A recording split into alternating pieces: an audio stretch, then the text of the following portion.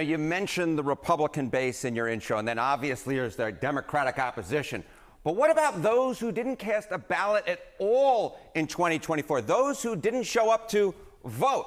Well, they have become absolutely perturbed. I dare say they are pissed off at the President of the United States. Voters who didn't cast a ballot in 2024. Trump's net approval rating. Back in November of 2024, just after the election, look at his net approval rating. It was plus 4 points for his plans in office. But look at that. It is fallen. Yeah. Whoo! There you go, Sarah Seidner. That's the only sound you can make. It has fallen through the floor. Look at this. Minus 50 points on Trump's net approval rating among voters who did not, in fact, cast a ballot in 2024. That is, you don't have to be a mathematical genius, an over 50-point move against the President of the United States among those who are kind of like, meh, in terms of voting in 2024. But now they are pissed off. Well, and that's the thing. The turnout can have a huge impact on who wins a race.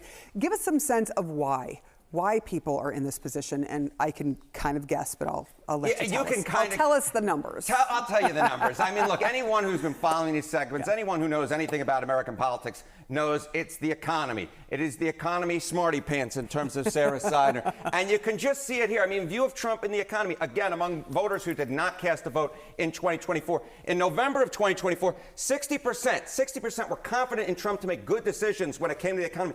But again, this number has just absolutely plummeted. Look at his approval rating now on the economy among those who didn't cast a ballot in 2024. It's 19%. It's only a third of those who were confident back in November of 2024. Again, we're just talking about numbers that are falling through the basement. If you hire the carpenters who built Donald Trump's floor in this, you shouldn't have. So Trump isn't actually on the ballot technically, but Republicans certainly are. Is this going to have an impact, you think, on them? Yes, absolutely. This is the key question, because it's not just about persuasion. It's about turnout, baby. It's about turnout. And these folks are not just pissed off and want to vote Democratic.